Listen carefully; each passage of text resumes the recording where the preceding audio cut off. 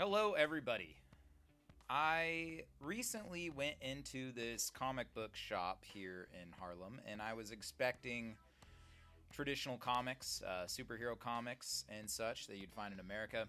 And I found something completely different. And it was weird because I feel like I'm pretty knowledgeable about comics. I've read comics my whole life. I've read manga and all that stuff. And when I went in there, there's this completely different comics I'd never seen before in my life.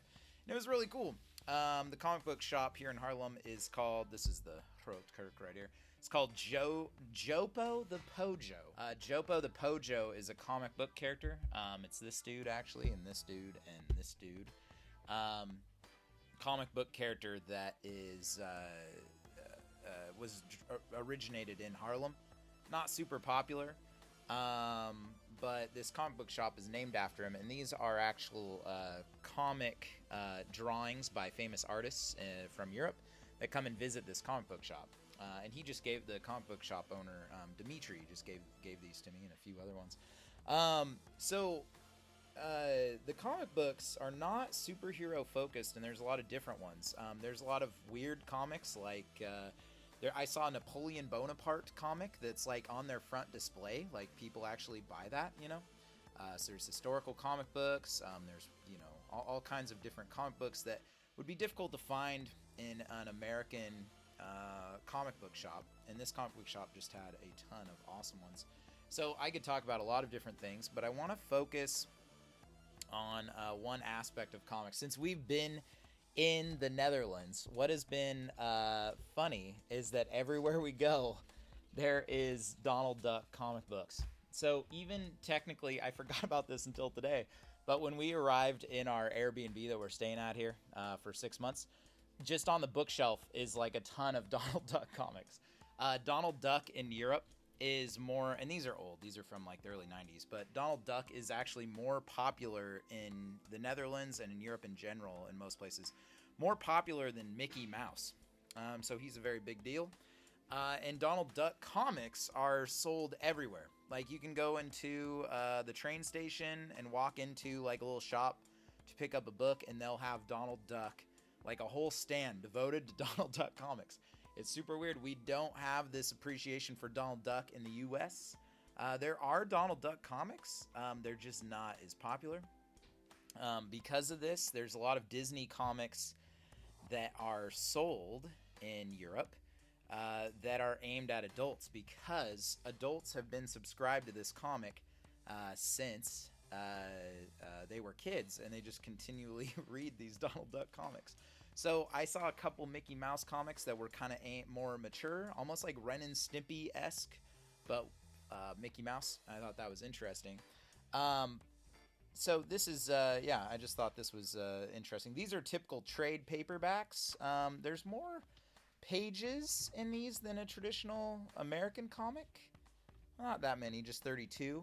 But this isn't actually the typical format of comics. And when I walked into the comic book shop, the typical format was actually what's called a comic album. Basically, we would call it in the United States a graphic novel. So I ended up purchasing this. And I purchased this because I think it's kind of interesting in that it's I purchased both these books. This is a collection of art, and this is the actual comic book. You can see it's pretty thick there. I'm not sure if you got that. Yeah. And this is a comic called Solo. I actually was following this artist. His name is Oscar Martin, and he is an award-winning artist, and he received awards for his work on Tom and Jerry comics, which are also, kind of similar in the vein of Donald Duck comics. But then he made this like mature sort of Disney-style artwork, but it's a post-apocalyptic future. So I'll show you the actual comic here. I bought it, and it's in Dutch, and it's called In Wereld Volcanaballen. And that's because the whole world that these animals live in, they're all cannibals. So it's actually in our timeline, and it's set really far in the future where animals have evolved to become kind of humanoid, and they basically are all hunting and eating each other because there's no food, because all the food is gone, because something devastating happened to Earth. I don't know what it is. Um, so yeah, these illustrations, might look cartoonish, but you can see there's like blood and fighting and stuff. And so this type of comic in America wouldn't get a lot of traction. Like when I was a kid, I read Sonic the Hedgehog comics, but something with violence and then also these cartoony drawings, and also there's lots of swearing and stuff in this, would not necessarily be. There wouldn't be a market for it in the U.S., and that's why this comic, I don't think this specific one has been translated to English. So I had to use Google Translate and actually translate the comic book as I read it.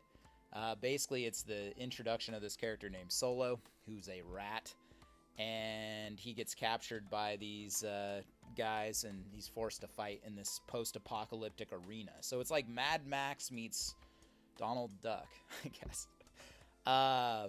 Yeah. Back to Donald Duck. It's funny because like there's like a whole backstory to Donald Duck the way that we talk about, say, Spider-Man or something. Like there's a Donald Duck family tree, and it shows it's called The Life and Times of Scrooge McDuck, and it talks about like Donald Duck's history and what his family did and all this stuff, and it's super interesting. Actually, it's not interesting at all, but it's super interesting to European people apparently. But there's like a family tree, and it shows how Scrooge is, where he got all his money, and like it really goes into unnecessary detail. I like Oscar Martin's art a lot. I've drawn anthropomorphic characters in my day, in my sketches, and you can see I like this book. The sketches are just amazing, and then it shows how they kind of appear as the actual art. Yeah, you can see this sort of post-apocalyptic vibe in this art book. Really cool characters. This is hybrid is what they're called in the comics, and they're like a hybrid between a human and an animal, and they're just sort of like these mindless fighters. You can see the characters kind of look like Don Bluth era 1970s Disney, like the movie Robin Hood, the Disney movie Robin Hood. This character reminds me of the tax collector. I can't remember his name right now, but there's also like ladies. You wouldn't see this kind of character in a Disney movie, right? It would be interesting to see this animated in a Disney movie, something of this effect, but there's just not a big enough market for it, at least yet. This doesn't sell a ton, but you can tell the detail of this guy's artwork is just amazing. It's a really cool take on sort of the Disney character. I don't know the whole story of this comic. I only read that first issue, and it was in Dutch, so like I said, it was difficult to translate. So I don't know the whole backstory of everything, but I do really appreciate his art style. His name's Oscar Martin, and he is, I believe he's from Spain.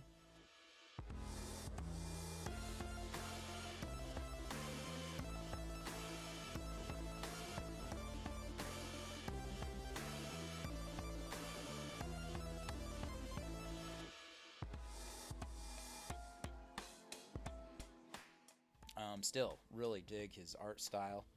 You can see there's like a romance here between these. This also gets into that kind of weird, and some nudity, sorry about that. This gets into some of that weird sort of furry culture, which I avoid. I'm not cosplaying as a furry by any means, but I can just appreciate this awesome artwork. And yeah, like, see, that is sweet. And you can see how he kind of evolved here. Started off, he was holding a two-handed sword, and then he actually changed it to where it's a knife and this one-handed sword, and he's fighting these alligator, crocodile-type characters. This one is epic. This would take forever to draw. This is the full double page here. I thought that looked really cool. So yeah, I don't know. I'm going to continue to purchase some other comics, maybe a few other ones, just so I can bring them home. It's really blown me away. I've been really impressed with the different types of comics. American comics can't tell certain stories because it's always about a superhero, right? So you have this like traditional sort of, Clark Kent, Superman is going to save Lois Lane from Lex Luthor, blah, blah, blah. And so comics in America have tried to get out of that. Like there's a new series with Vision, where Vision is living with the Scarlet Witch. That's the guy from, you know, Avengers that has the crystal, the Infinity Stone in his head. And it's about them just living in the suburbs, so they can tell a different type of story. But what's funny is they have to like tell that kind of story within the superhero framework. Whereas in in Europe, and this would also go for Japan as well, they have more of those a more of diversity of stories. Also, adults, you know, read comics. So in May 29th here in Harlem, there's it's called a strip dagen, and a bunch of old nerds that love these kind of comics are going to set up around the Grootkerk. Do I have the picture of the Grootkerk? But they're going to set up around the Grootkerk. There you go, around this thing. And they're going to sell comics, and it's like a Comic-Con for like 40-year-old people who like Adventures of Tintin. And by the way, Adventures of Tintin is the only European comic I knew. Old friend had Adventures of Tintin, which is now like a movie and is pretty popular, but a lot of those comic strips, like Adventures of Tintin, originated in Belgium, just south of the Netherlands. Another, you know, Smurfs also comes from Belgium. So comic strips themselves, the Belgian people will say they invented the comic strip. It's based on these old caricatures from the 1800s that would make fun of political figures and stuff.